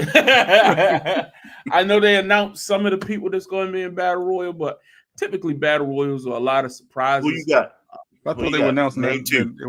I know NXT got some that's going to be in there. They had some for SmackDown. I know that if I would go Stephanie Vaquer if it was me. You know, she's like the only like mega star that hasn't been announced for this. I know Nikki Bella's going to be in there. Who else did they say? I think they went to SmackDown to do the official roster. Okay, because they didn't really say anybody on Raw other than like Nikki Bella's, but it wasn't like this is Raw representation. That's confirmed. I got a list. Here we go. Nikki Bella was rumored. Oh, no, she's in there. Nikki Bella, Stephanie Vaquer, Natalya, Maxine Dupree, Nia Jax, Ivy Nile. Oh yeah, because Ivy did ask to get in there last night. Zelina Vega, Julia, who's the Intercontinental Champion or United States, one of them. Lash Legend, okay, Tricks Girl. Izzy Dane, Tatum Paxley, Kalani Jordan, Lola Vice, and my girl, Jada Parker. Yo, if they want to do something, let Jada Parker win. Parker, same one that got the same move as Oscar? Yes. Okay. I don't care. Right. I don't care. It works. Don't count. Do a battle. How many people do a spear? It don't matter. It's gonna be everybody in Atlanta on Saturday night. That's it. Yep, that's it for that. But before we get out of here, if you're not an AEW fan and you don't watch AEW, I'm telling you, folks, start getting with it. WWE is cool. I get it. I've been a WWE watcher since, the mid 80s, from my whole life. My parents, my mother, my father, everybody watched WWF. My father was the biggest Bruno Sammartino fan of all time. So I grew into this stuff. I had no choice but to watch wrestling. But AEW's been around since 2019, and they ain't going nowhere but up. And they have the best in-ring performers. And they got a lot of people who used to be in WWE. So if you're not familiar with it, you might know who. You remember Dean Ambrose as John Moxley. Mercedes used to be Sasha Banks. But they got some new people who you might have never seen. But the in-ring action, Ricochet, you know him. There's different people that you know who are in WWE, who are over there, who are doing their thing. Give them credit. Check them out. And they got their biggest show of the year coming up this Saturday. And WWE is doing everything they can to undercut them, counter program, trying to steal audience away from them. Don't let them win, folks. Check it out. If you don't have pay-per-view and you don't want to pay the money, you can find you an illegal stream somewhere. I'm not promoting it. But if you just want to check it out, you can find it. You know what I mean? Like, it's out there. I just want you to give it a chance. And then you will watch every Wednesday night on TNT. TBS. TBS at 8 o'clock. You will be tuning in because it's that entertaining. So I'm gonna quickly go through the card. Of one of my co-hosts who not speak for the other. It is what it is. Main event: Jon Moxley versus Hangman Adam Page. That's in a lights out Texas death match. This is gonna be phenomenal, folks. I'm just letting you know. Bloodbath is coming. Next, Mercedes Moné and Toni Storm. You remember Toni Storm? She was in WWE for a little while. Mercedes, the greatest woman wrestler of all time. She's like about 9 titles right now. She's going for the big one. She should lose, but it should be a great match because she always gives you a great match. Kenny Omega, one of the greatest wrestlers of all time, facing Kokishi Okada, who, if you ever watched New Japan Pro Wrestling, these two had 4 of the best matches of all time. And if you want to see 2 great performers, go YouTube it, and you can watch Okada and Omega 1, 2, 3, and 4. This will be their 5th meeting. Phenomenal matchup in Texas. Winner takes all. Champion versus champion. It should be great. Next up, the Young Bucks, the greatest tag team of the generation, will be going against Will Ospreay, who is the #1 wrestler in the world, hands down. Everybody knows it. In ring, nobody can touch him. He's the best. And Swerve Strickland. You remember Swerve? He was in WWE for a little while. They didn't use him right. They got rid of him, and they're paying for it now because they tried to get him back. He ain't coming back because that man's great. One of the best black wrestlers in the world. And thankfully, he's being treated right in AEW. And this is going to be a great match. This might be the best match on the entire show. Because if you don't know anything about a Young Bucks match, they always going to give you a show. And then when you got Will Ospreay and Swerve on the other side, this one right here, bookmark it. They got a casino battle royal. Now let me explain that real quick.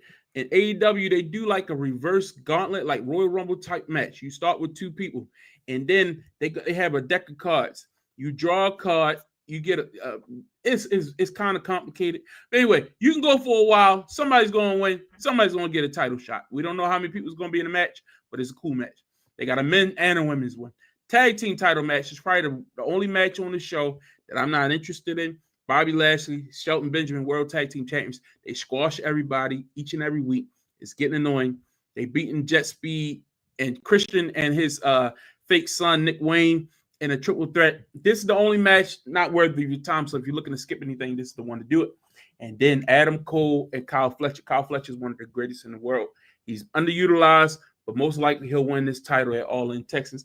And that's the card. But, folks, I'm just trying to give you a quick preview. I know a lot of people here don't watch AEW, but give it a try. I'm telling you, a lot of these household names, these people will become household names if you give them a try. Because in-ring wise, promo wise, they don't have no handcuffs in AEW. Are we going to talk about this next week?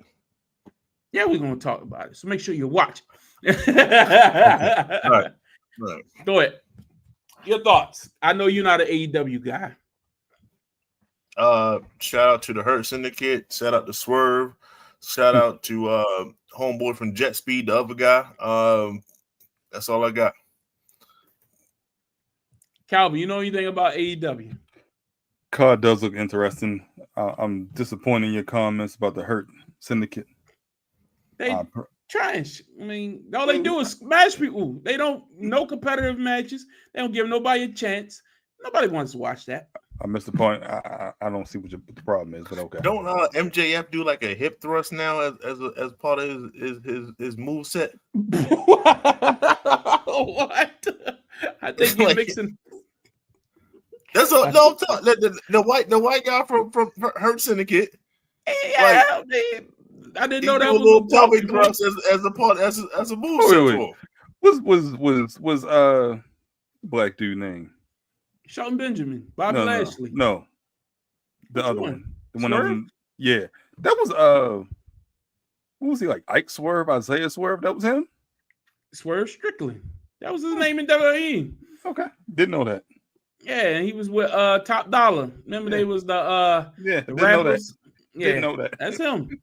They underutilized him and then fired him, and then they try and get him back, and he won't go. But anyway, I know a lot of people don't tune in, but I'm telling you, I won't lead you astray. It's the greatest wrestler in the world. It's worthy of your time. You frustrated with WWE storylines? You like, why they do this? give AEW a shot, man. I watch both. You can do both. It's not like, oh, if I'm a WWE guy, I can't watch nothing else in the world. Man, I watch all kinds of wrestling. I watch Stardom, Ring of Honor, CMLL. Look, it's 7 days in a week. Spread it out. You can watch some stuff here and there when you ain't got nothing going on. Check out different wrestling. New Japan. It exposes you, and you'll be when new people come in, you're like, oh yeah, I know about them. I have a little insight, and it's just more entertaining that way. But anyway, that's all I got from that. One more thing, SummerSlam is coming up August 2nd and 3rd. I'm going up to New York. I think I'm going to try to make the Saturday show. I don't think I can make the Sunday yet. I'm not sure yet, but if you fellas are interested, come on up. Starting so early.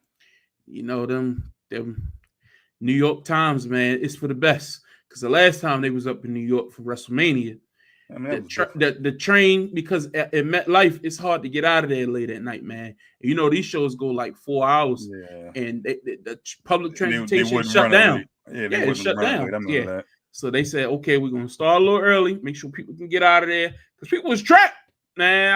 I heard about that. Anyway, so yeah, that's why they starting early, but it should be cool. You know what I mean? Cody and Cena, that's the only match we know right now. I'm sure we'll find out way more about this card in the coming weeks, especially coming off a Saturday Night Main Event. So we'll have more to say about that next week. So, Justin, I know you wanted to talk about some Oreo stuff before we get out of here. No, man. You caught me at the wrong time, man. I can't believe it. We was up 6-2, man. Lost 7-6. Damn.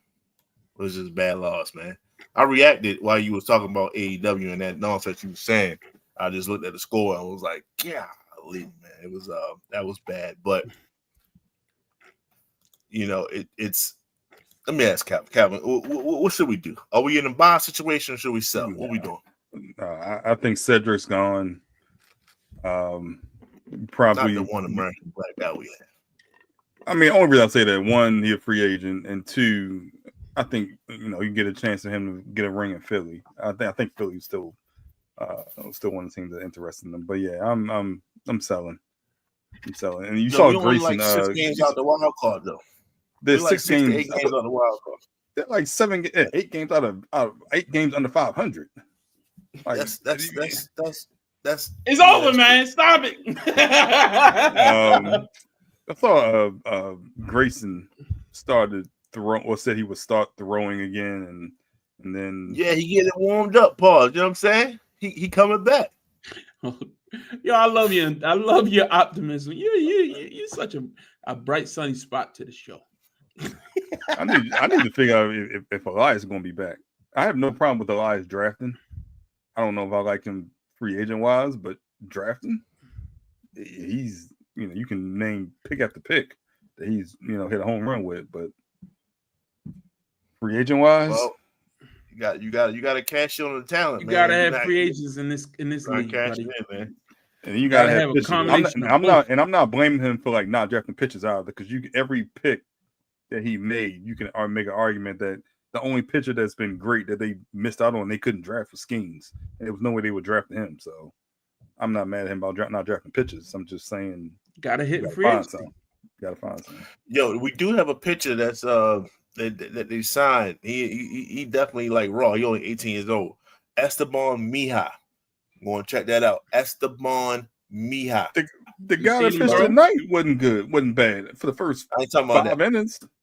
The boy can throw 100 miles per hour at 18. That's pretty good. That's like they say that he might be our best prospect that we had in quite some time. So he in AA? Huh? He in AA? I think he in triple. Okay. Had no clue. He just got signed for it. So, fingers crossed. Shout out to the DR. Okay. Shout out to them tellers. All right. Yeah, but brother, I'm gonna find something positive. I applaud you, my brother. I applaud you. We'll see. Let's see what he say. He has too many players at the same position for to trade in for real talent. Yeah. I mean, he traded Stowers, and look, he ain't having a good year now. He got a lot of faith in Curse there. That's why he didn't re-sign Santander, who ain't having a good year either. So But you did pay. So he You holding did pay. on players too much. You did pay. You paid O'Neal, and he ain't done nothing either. So what does that mean? So yeah. Well, we'll see. All-Star break is upon us. I think this is the final week. Then they go on break this weekend coming up. Home Run Derby next. Home Run Derby on Monday. Yeah. All-Star game next Tuesday. We're gonna be the team of to close it out. There you go. I like that optimism. Second half team, baby. Second half team. That's what I like to hear. All right, folks. We thank you all for tuning in tonight. Next week we'll be back covering. We're going to ramping up some things. Training camp is fastly approaching, man. I have 2 nights of training at the Ravens Stadium tomorrow, so I know the season is coming up quick because we're getting back in mode, baby. Huh? And they sent the little Q&A thing out. You working that thing? Yeah. Mm-hmm. Well, no, you can't. It's SummerSlam. It's the second or the first? I thought it was. It was a reason why I can't only go one. I can't remember. Maybe it's Sunday. Maybe it's Sunday. All right, but yeah. But I'll be down there tomorrow and Thursday. So yeah, I can say season's coming, man, and there's a lot going on. Training camp. I'm very interested because somebody's going to get hurt. I hate to say that, but somebody's going to get hurt. There's a lot of free agents that's still out there. It's going to be interesting because if you look at the available free agents right now out there, as far as at defensive tackle, pass rusher, wide receiver, I see it too. I'm trying not to sell it, but it's going to be very interesting. Pause. Pause that. That's you. But we will see if anything comes open down the stretch. But that's it for us tonight. Check out Justin's show tonight. Justin's going to record his new podcast. Tell the people who came in late. That's right. Tell the people about it. What y'all talking about tonight? Probably talk about Superman, upcoming movie, the new hotness, and everything that is to do with DC as of right now. Probably so. I don't know if we're going to do the Jurassic Park spoiler yet, though. So I got to see if the whole crew watched it. Did you see it?